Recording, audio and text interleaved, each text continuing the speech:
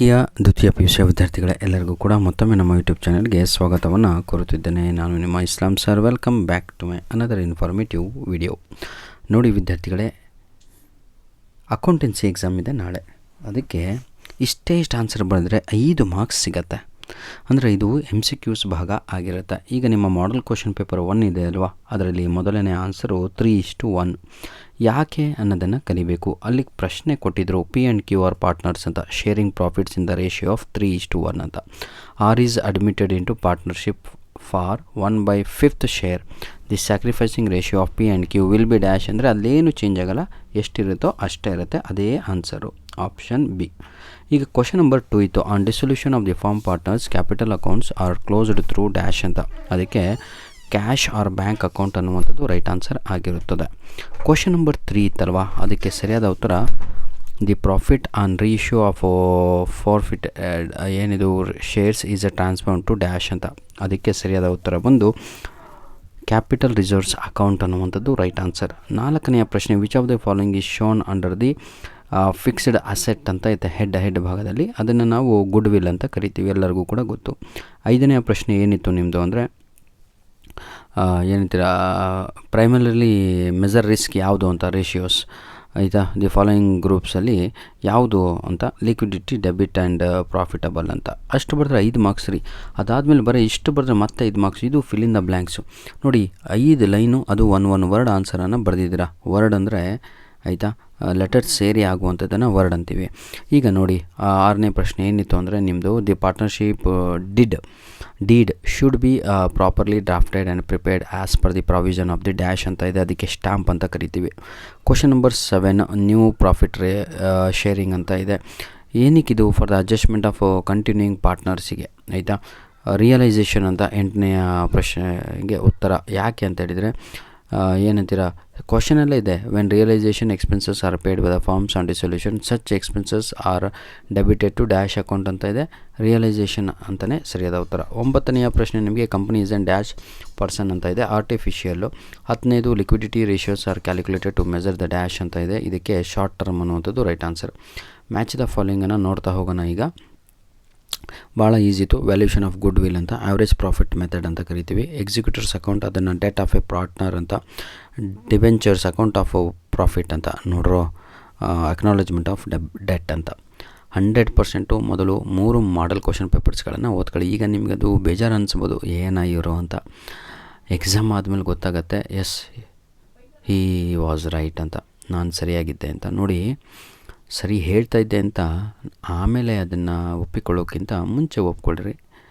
3 model question ಪೇಪರನ್ನು key answer ಒಂದೇ ಒಂದು ವಿಡಿಯೋದಲ್ಲಿ ಅಪ್ಲೋಡನ್ನು ಮಾಡಿ ಕೊಡ್ತಾ ಇದ್ದೇನೆ. ಮುಂದಿನ 2 ಮಾಡೆಲ್ ಕ್ವಶನ್ ಪೇಪರ್ ನಾನೇನು ನಿಮ್ಮ ತಲೆ ತಿಂದು ಓದಕ್ಕೆ ಹೋಗಲ್ಲ, ನಿಮಗೆ ತೋರಿಸ್ತಾ ಇರೋದು ಎಷ್ಟು ಈಸಿಯಾಗಿ ತಗೊಳ್ಳೋ ಸ್ಕೋರನ್ನು ಮಾಡ್ಬೋದು ಅಂತ.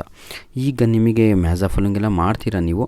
ಇಲ್ಲಿಂದ ಇದೆ ಅಲ್ವಾ, ಇದು 1 ಅಂಕದ ಪ್ರಶ್ನೆಗಳು. ಥಿಯರಿ ಪಾರ್ಟ್ ಇಲ್ಲಿಂದ ಸ್ಟಾರ್ಟ್ ಆಗುತ್ತೆ. ಭಾಳ ಜನ ಕೇಳ್ತಾ ಇದ್ರಿ, ಸರ್ ಥಿಯರಿ ಹೆಂಗೆ ಬರೀಬೇಕು, ಏನು ಬರೀಬೇಕು, ಸ್ವಲ್ಪ ಮಾಡೆಲ್ ಕ್ವಶನ್ ಪೇಪರಿನ ಥಿಯರಿ ನಮ್ಗೆ ಸಿಕ್ಕರೆ ಅನುಕೂಲ ಆಗೋದು ಅಂತ. ಹಾಗಾಗಿ ಈ ವಿಡಿಯೋನ ಮಾಡ್ತಾಯಿದ್ದೀನಿ.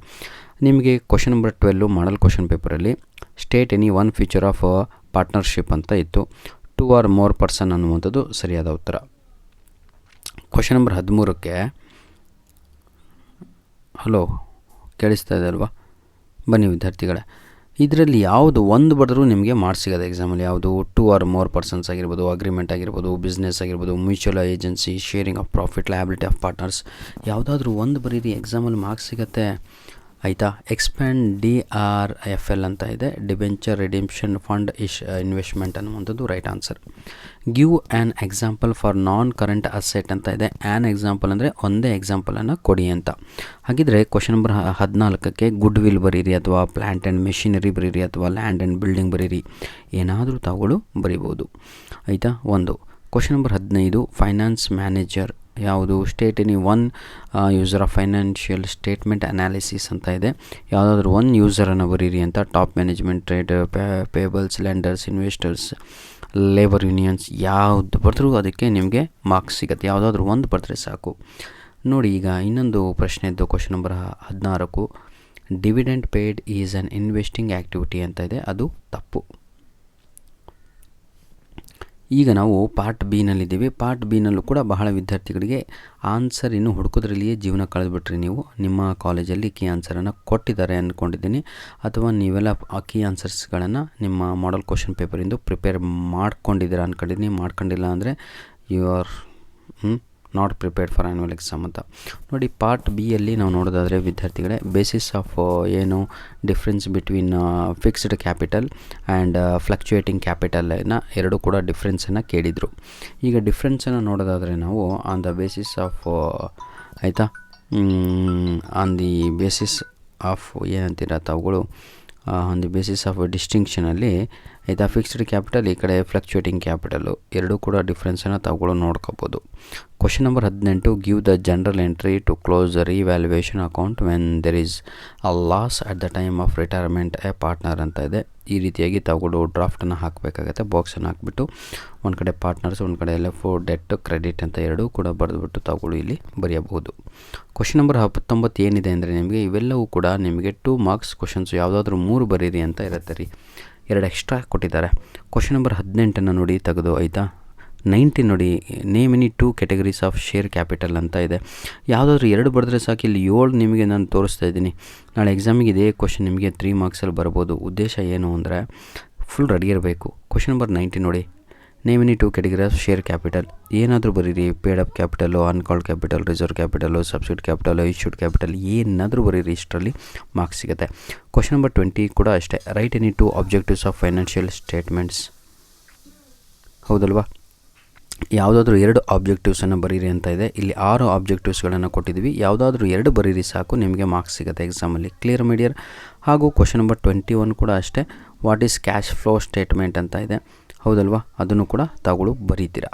ನೆಕ್ಸ್ಟು ಪಾರ್ಟ್ ಸಿಯಲ್ಲಿ ನಾವು ಈಗ ಇದ್ದೇವೆ. ಪಾರ್ಟ್ ಸಿ ತಾವುಗಳು ನೋಡಿದ ಹಾಗೆ 6 ಮಾರ್ಕ್ಸ್ ಕ್ವಶನ್ಸನ್ನು ತಾವುಗಳು ನೋಡ್ಬೋದು. ಪಾರ್ಟ್ ಸಿನಲ್ಲಿ ನೋಡಿ, 1 ಮಾರ್ಕ್ ಆಯಿತು, 2 ಮಾರ್ಕ್ ಆಯಿತು. ಈಗ ಡೈರೆಕ್ಟಾಗಿ ನಾವು 6 ಮಾರ್ಕ್ಸ್ ಕ್ವಶನ್ಸ್ ಕಡೆಗೆ ಇದ್ದೀವಿ.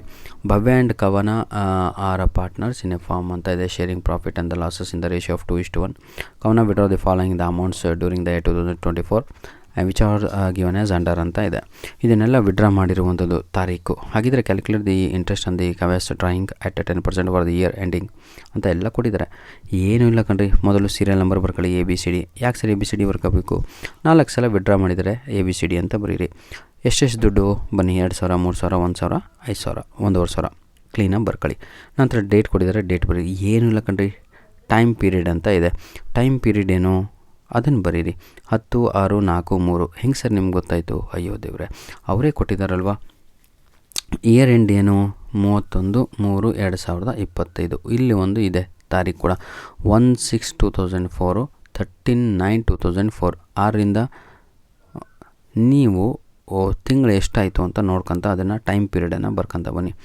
ಆಯಿತಾ? ಪ್ರಾಡಕ್ಟನ್ನು ಕಂಡುಹಿಡಿಯೋದು ಅಷ್ಟೇ. 10 6 1000 4500 3 ಈ ರೀತಿಯ ಕ್ಯಾಲ್ಕುಲೇಷನ್ ಮಾಡಿ ಟೋಟಲ್ ಮಾಡಿ ಬರುತ್ತೆ ಅಮೌಂಟು. ಹೌದಲ್ವಾ? 12 ತಿಂಗಳು ಅಂದಿದ್ದಾರೆ. 1/12 10/100 ಪ್ರತಿಯೊಂದಕ್ಕೂ ಕೂಡ ಮುಗೀತು ಆನ್ಸರ್ ರೆಡಿ.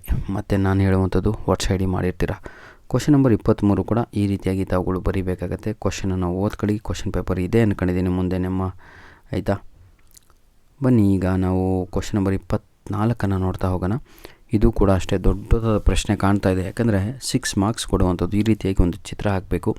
ಪರ್ಟಿಕ್ಯುಲರ್ಸ್ ಅವರೇ ಕೊಟ್ಟಿರ್ತಾರೆ, ಅದನ್ನು ಬರೆಯುವಂಥದ್ದು. ರುಪೀಸ್ ಅವರೇ ಕೊಟ್ಟಿದ್ದಾರೆ ಕ್ವಶನಲ್ಲಿ, ಅದು ಕೂಡ ಕಾಪಿ ಮಾಡಿ ಬರೆಯುವಂಥದ್ದು ವಿದ್ಯಾರ್ಥಿಗಳೇ. ಏನು ನಿಮ್ಮ ಎಕ್ಸ್ಟ್ರಾ ಏನು ಮಾಡುವ ಹಾಗಿಲ್ಲ. ನಂತರದಲ್ಲಿ ತಾವುಗಳು ಪರ್ಟಿಕ್ಯುಲರ್ಸು ಅದನ್ನೇ ಅವರೇ ಕೊಟ್ಟಿದ್ದಾರೆ, ಅದನ್ನೇ ಕಾಪಿ ಮಾಡಿ ಬರೆಯುವಂಥದ್ದು. ಆಯಿತಾ? ಎಲ್ಲದೂ ಕೂಡ ಮತ್ತೇನು ಹೇಳುವ ಅವಶ್ಯಕತೆ ಇಲ್ಲ. ಬನ್ನಿ, ಈಗ ನಾವು ಕ್ವಶನ್ ನಂಬರ್ 25 ಕಡೆಗೆ ಹೋಗ್ತಾ ಇದ್ವಿ. ಫ್ರಮ್ ದಿ ಫಾಲೋಯಿಂಗ್ ಅಂತ ಅವರೇ ಈ ರೀತಿಯಾಗಿ ಒಂದು ಚಿತ್ರ ಕೊಟ್ಟಿದ್ದಾರೆ. ಇದರ ಮಧ್ಯದಲ್ಲಿ ನೀವು ನೋಟ್ ನಂಬರ್ ಅಂತ ಹಾಕಿ ಒಂದು ಎಕ್ಸ್ಟ್ರಾ ಬಾಕ್ಸನ್ನು ನಾವು ಈಗ ಇಲ್ಲಿ ಅಡ್ಜಸ್ಟ್ ಮಾಡಿದ್ದೇವೆ. ಆಯಿತಾ?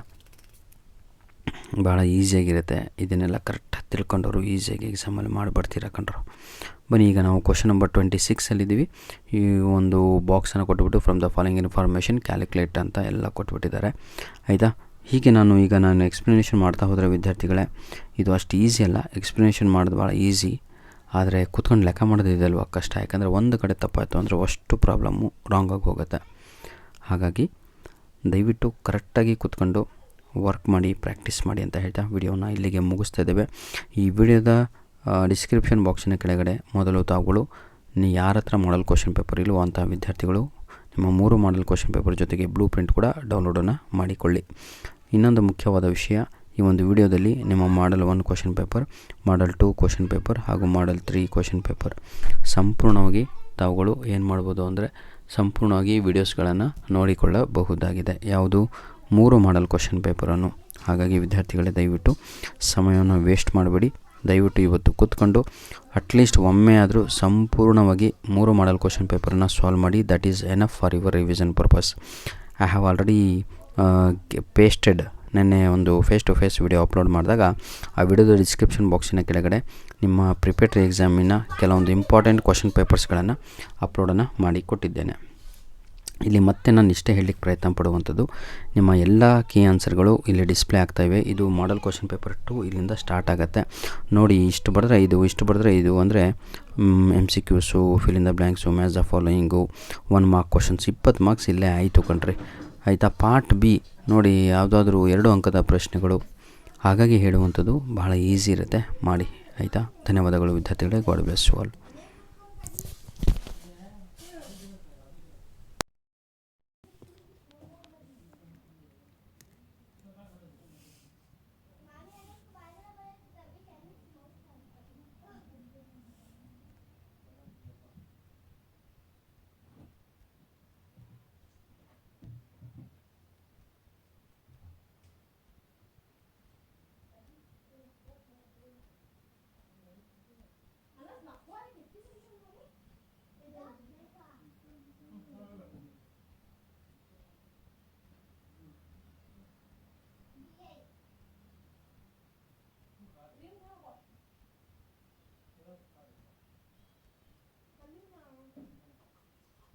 Coba